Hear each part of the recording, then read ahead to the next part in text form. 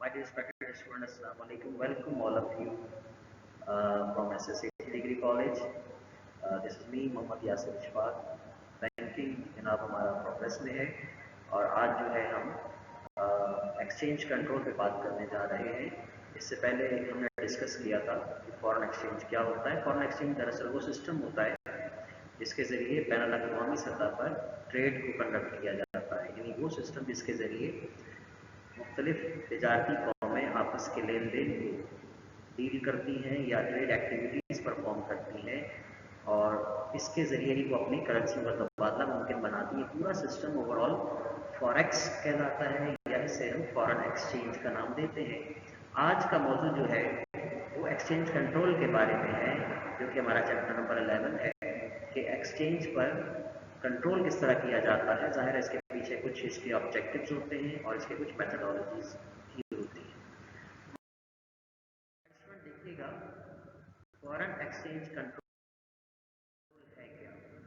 Regulating all foreign exchange activities and matters by bringing them under the jurisdiction of a centralized authority means central bank is referred to as exchange control.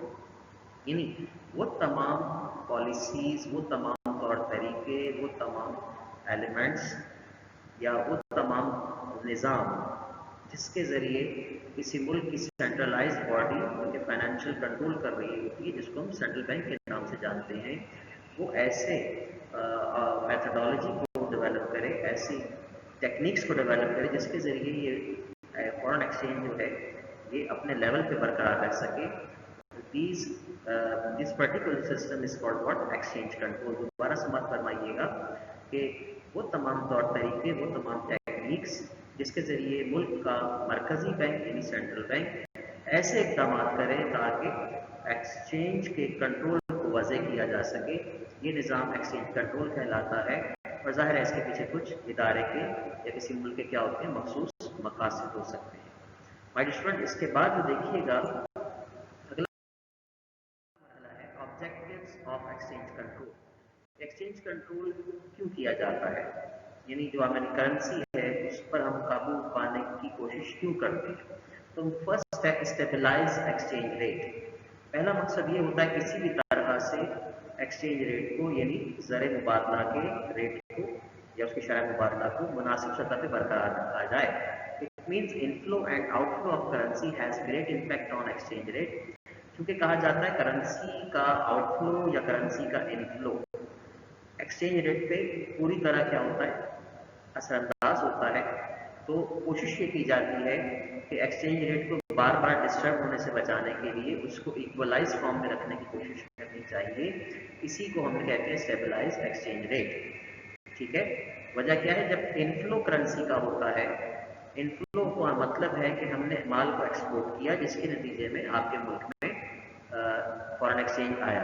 और अगर outflow की बात करें तो outflow का मतलब है हमने चीज़ें इंपोर्ट की और उसके बदले जब हमने फॉरेन करेंसी में पे किया तो हमारे मुल्क से वो करेंसी बाहर चली गई. तो इनफ्लो मीन आपकी आमदनी है एक तरह से, ठीक है, आपका रेवेन्यू जनरेट हो रहा है, जबकि आउटफ्लो आपका एक्सपेंस है.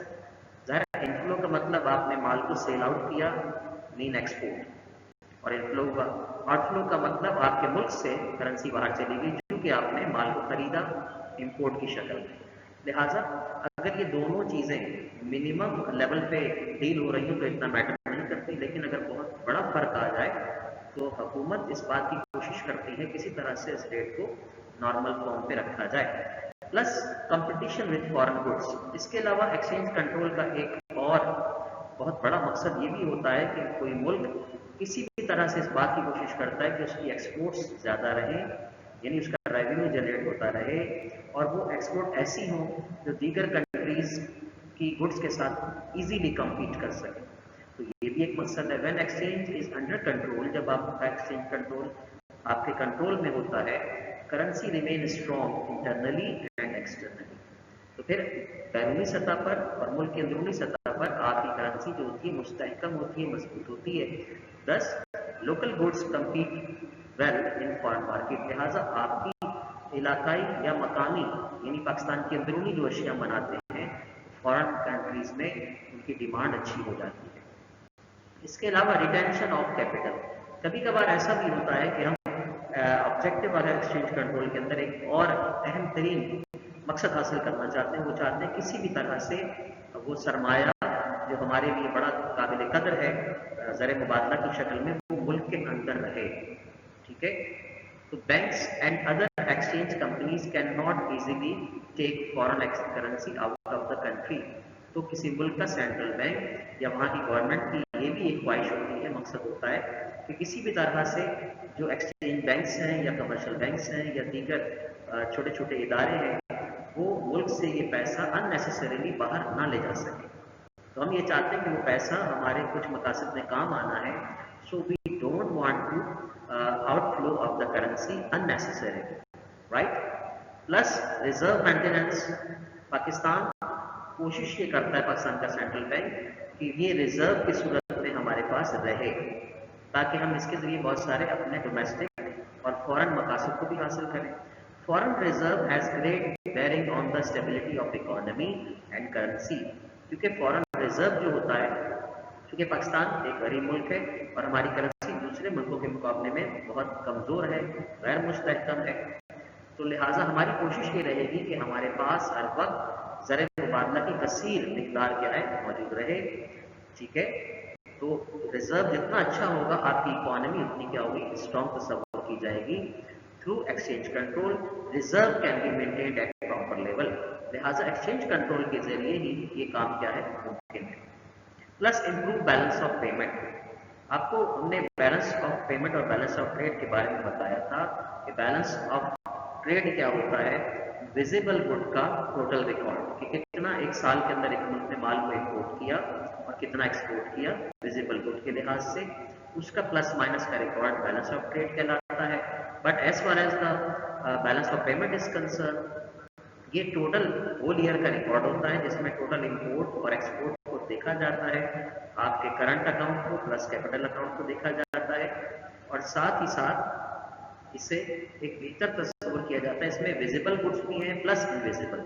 विजिबल में तमाम टेंजिबल गुड्स आ जाती है, इनविजिबल में हम सर्विसेज को भी काउंट कर रहे होते हैं, उसको भी शुमार कर रहे होते हैं। तो बैलेंस ऑफ पेमेंट इम्प्रूव होने का मतलब ये है कि आपकी एक्सपोर्ट्स ज़्यादा है और इम्पोर्ट क्या है, कम है। यानी अकाउंट रिसीवेबल अगर आपका ज़्यादा होगा तो ये पॉजिटिव जेस्चर होता है, और अगर पेएबल बढ़ जाएंगे तो ये नेगेटिव बैलेंस ऑफ पेमेंट हो जाता है। पार्टिसिपेंट जब हमारे पास ज़्यादा हम एक्सपोर्ट करने के लायक हो जाएंगे तो होगा क्या, वहाँ से इनफ्लो जो है फॉरेन एक्सचेंज का बढ़ जाएगा, राइट।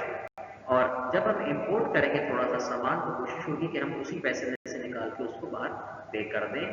तो इसके जरिए हमारा बैलेंस ऑफ पेमेंट क्या रहेगा, इम्प्रूव रहेगा। यानी हर इकोनॉमी ये कोशिश करती है कि वो अननेसेसरी चीज़ों को इम्पोर्ट ना करे, क्योंकि ये उसके अखराजात में इजाफे का बायस होगा। जबकि एक्सपोर्ट कोशिश इसलिए की जाती है कि उसके जरिए हमारा रेवेन्यू जनरेट होता है। अब आ जाइए एक्सचेंज कंट्रोल डिवाइसेस क्या है माय स्टूडेंट, यानी वो तमाम मेथड्स, वो तरीके जिसके जरिए इन रेट्स को, इस एक्सचेंज रेट को मुनासिब सतह पर बरकरार रखा जा सके, ये क्या क्या है। तो याद रखिएगा, इनको डायरेक्ट और इनडायरेक्ट में भी डिवाइड किया जा सकता है, राइट। और यूनिलैटरल और बायलैटरल भी इन्हें कहा जा सकता है। यूनिलैटरल का मतलब होगा जब आपके मुल्क का सेंट्रल बैंक अपने तौर पे या हुकूमत जो है अपने तौर पे कुछ फैसले कर रही होगी, तो वो यूनिलैटरल यानी वन साइडेड होंगे। बायलैटरल का मतलब होता है जब जिसमें दोनों मुल्क जो है इन्वॉल्व हो जाए। तो फिक्सेशन ऑफ एक्सचेंज रेट, बाज़ औक़ात ऐसा होता है हमारी स्टूडेंट, हुकूमत जो है वो एडवाइस करती है स्टेट बैंक को, या स्टेट बैंक खुद से ये फैसला कर लेता है कि मुझे रेट को क्या कर देना, फिक्स कर देना। ऐसा इसलिए है ताकि अवाम का या बिजनेस कम्युनिटी का भरपूर एतमाद जो है वो कायम रहे अपनी करेंसी पर, क्योंकि बार बार इसका फ्लक्चुएट होना जो है मुल्क की इकोनॉमी को बुरी तरह क्या करता है, मुतासिर करता है। कोई बंदा भी, कोई ताजिर भी सर्टेनिटी जो है उसका चाहता है मामला के अंदर। अनसर्टन कंडीशन जो होती है प्रॉब्लम करती है कि अचानक रेट डिस्टर्ब हो जाएगा, अचानक पीछे चला जाएगा, ऊपर चला जाएगा। तो फिक्सेशन का मतलब हुआ कुछ अर्से के लिए हमने उसको फिक्स कर दिया। Government has an option to fix exchange rate so as to control inflationary effect on currency. It is also known as currency pegging. इसको हम करेंसी पेगिंग भी कहते हैं। यानी करेंसी पेगिंग का मतलब क्या होगा, आपके मुल्क में एक्सचेंज रेट को फिक्स कर दिया। It has negative impact on exports and economy. लेकिन इसके अंदर जो एक एलिमेंट ये आता है कि एक्सपोर्ट पर इसका नेगेटिव इम्पैक्ट पड़ सकता है। ठीक है, लेकिन आपने अगर फिक्स कर दिया है $1 इज इक्वल टू 60 रुपीज़ है फर्ज करें, और यही आपने फिक्स कर दिया है, तो अब एक्सपोर्टर चाहता है कि मैं कुछ ऐसा माल बेच रहा हूँ जिसकी कीमत मुझे अच्छी मिलनी चाहिए, लेकिन गवर्नमेंट की जो पॉलिसी 60 पर रुकी हुई है, लिहाजा वो उसी जब उसे कैश करवाएगा डॉलर को तो उसको 60 रुपये मिल रहे होंगे। तो वही चाहता था कि अगर ये फर्ज करें 65 का होता तो उसे 5 रुपये ऊपर मिल रहे होते। तो फिक्सेशन ऑफ एक्सचेंज रेट का मतलब एक रेट को फिक्स कर देना है। इसी तरह से क्लियरिंग एग्रीमेंट क्या होता है, when import and export agreement is done, जब दो मुल्कों के दरमियान, दो मुल्कों के ताजिर के दरमियान दरामदात और बरामदात का माहिदा हो जाता है तो फिर वो क्लियरिंग एग्रीमेंट कहलाता है। Rate of foreign exchange for payment और रिसीविंग इज सेटल्ड। तो फिर हम क्या करते हैं, इस एग्रीमेंट के तहत जो रेट ऑफ पेमेंट या रिसीविंग है, यानी इंपोर्ट कर रहे हो या एक्सपोर्ट कर रहे हो, वो एक खास लेवल पे हम तय कर लेते हैं कि ये हमने आपस में शेड्यूल कर लिया है, इसके जरिए हम आपस में तमाम ट्रांजेक्शन परफॉर्म करेंगे। It helps improving balance of payment and regulate import and exchange rate. इसी तरह से स्टैंड स्टिल एग्रीमेंट एक टर्म है मैनेजमेंट, और ये भी क्या है, टू कंट्रीज के दरमियान होता है। In this method repayment of loans to foreign countries, IMF and world bank का नया नाम याद रखिएगा, international bank for reconstruction and development, are delayed which stop outflow of foreign reserve resulting in controlling exchange rate. Exchange rate को control करने के लिए एक तरीका ये भी होता है माय स्टूडेंट कि जब एक मुल्क ने दूसरे मुल्क से अशिया खरीदी है, मसलन पाकिस्तान ने माल इंपोर्ट किया है फर्ज करें चाइना से, तो ज़ाहिर है हमने उसको पेमेंट तो करनी थी, ठीक है, लोन की शक्ल में लिया या फिर वहां से हमने माल खरीदा, वी हैव टू पे द अमाउंट, ठीक है। लेकिन हमने क्या किया है, दोनों मुल्कों ने आपस में ये तय कर लिया कि हम अपना कुछ अरसे के लिए इस चीज़ को हम अदा नहीं कर पाएंगे, ठीक है, कुछ अरसे के बाद उसको पेमेंट कर देंगे, तो दोनों मुल्कों के दरमियान क्या हो जाएगा, स्टैंड स्टिल एग्रीमेंट हो जाएगा, ठीक है। So in this method repayment of loan for countries IMF world bank are delayed which stop outflow of foreign reserve resulting in controlling exchange rate, right. इसी तरह लॉक अकाउंट भी एक term है, when government stop payment of debts in foreign currency and uses local currency to settle all debts. ये भी एक खास तरीका है कि बाज़ औक़ात आपके पास चूंकि रिजर्व नहीं होते या आप रिजर्व निकालना नहीं चाह रहे, फॉरेन करेंसी का आपके मुल्क में है but you don't want to pay out, ठीक है, आप उसको पे नहीं करना चाह रहे, तो इसका एक तरीका ये भी हो सकता है कि आप अपनी लोकल करेंसी को इस काम के लिए क्या करें, यूज करें। It is referred to as lock account. Under this method currency outflow stops. तो होगा क्या, इसके जरिए आपकी जो करेंसी है, यानी जो फॉरेन करेंसी है, उसका आउटफ्लो क्या हो जाएगा, ब्रेक हो जाएगा, स्टॉप हो जाएगा, राइट। तो ये भी बस बात एक हमें टेक्निक इस्तेमाल करनी पड़ती है as according to the need of the country. Exchange equalization fund क्या है, in this method to buy foreign exchange, foreign exchange की खरीदारी के लिए एसेट्स आर यूज और एलोकेटेड। हम क्या करते हैं, अपने एसेट्स यानी अपने असासों को सामने रखते हैं ताकि बाहर का पैसा परचेज किया जा सके।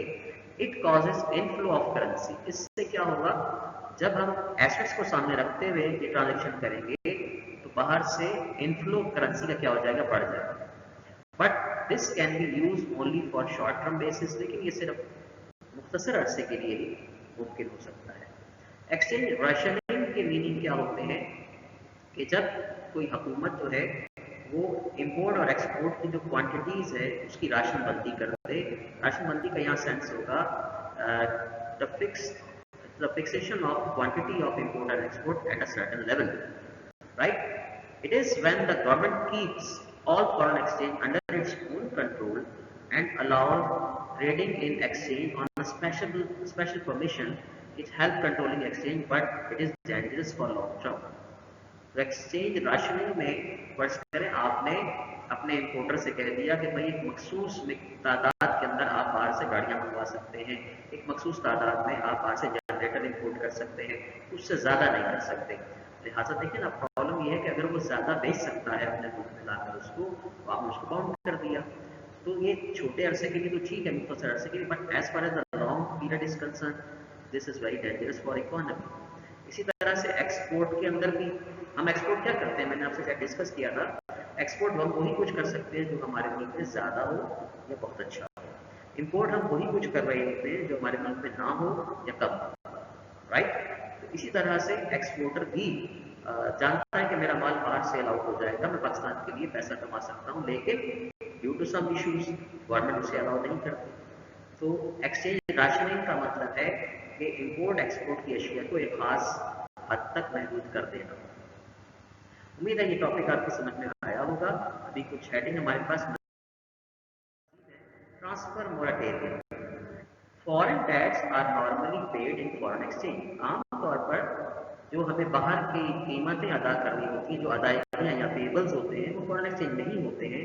But if debtor and creditor country agrees, अगर खरीदार और फरोख्तकार मुल्क यानी सेलर और बायर कंट्रीज आपस में इत्तफाक कर लें, so foreign tax can be paid in local currency. तो ये मुमकिन है कि आप फॉरेन पेमेंट को डोमेस्टिक करेंसी के जरिए अदा करने की कोशिश करें। This transfer moratorium help controlling exchange rate as foreign currency से। तो इससे क्या होगा, आपका रेट तो वही रहेगा, लेकिन आपकी जो फॉरेन करेंसी जो आप ब्लॉक करना चाह रहे हैं, अपने पास होल्ड करना चाह रहे हैं, दैट माइट बी पॉसिबल, हम उसको रखना चाह रहे हैं। लिहाजा इसके जरिए ये मुमकिन है, लेकिन दोनों मुल्कों का जो है कॉन्सेंट, इत्तफाक राय, रजामंदी क्या है, वो जरूरी है। Interest rate, my dear student जरा देखिएगा, इंटरेस्ट रेट भी क्या है, एक मेथड है, इसके जरिए एक्सचेंज को कंट्रोल किया जाता है। Interest rate has direct relation with investment. Interest rate जो है, ये सरमायाकारी की जो शरह है, वो कहना चाहिए शरह सूद जो है, सॉरी शरह सूद जो है वो इन्वेस्टमेंट के साथ डायरेक्टली रिलेट करती है, डायरेक्टली प्रोपोर्शनल है। So if interest rate is raise, अगर आपके मुल्क में शरह सूद बढ़ जाती है, फॉरेन इन्वेस्टमेंट इंक्रीजेस, तो होता क्या है, बाहर से जो इन्वेस्टमेंट करने वाले लोग हैं वो ज्यादा पैसा लगाना शुरू कर देते हैं या कर्जा देना शुरू कर देते हैं, क्योंकि उन्हें ज्यादा पैसा मिलने की उम्मीद है। तो इससे हमें क्या होगा फायदा, मेकिंग एक्सचेंज रेट स्टेबल, हमारा जो रेट है वो स्टेबल हो जाएगा, क्योंकि हमें दरकार था पैसा बैरूनी, लिहाजा वो हमारे मुल्क में आ गया। ठीक है, हमें इंटरेस्ट भी पे करना पड़ेगा, लेकिन फॉर द टाइम बिंग किसी हद तक हम थोड़े स्टेबलाइज हो जाते हैं। So government can use this tool to control exchange. तो गवर्नमेंट जो है एक्सचेंज कंट्रोल पर काबू पाती है, इंटरेस्ट रेट को थोड़ा हाई करती है, ताकि दूसरे ममालिक के लोगों के लिए हमारा मुल्क बेहतर एक अपॉर्चुनिटी साबित करे कि यहाँ लोग इन्वेस्टमेंट कर सकते हैं। Plus improve balance of payment, exchange control helps government to make and keep balance of payment favourable, ये हम पहले भी डिस्कस कर चुके। इंपोर्ट कोटा जो है, ये क्या है, import payments are made in foreign exchange, जितनी भी हम इंपोर्ट करते हैं उसे हमने फॉरेन एक्सचेंज की सूरत में अदा करनी होती है बाहर के मुल्कों को। High outflow causes problem in exchange control.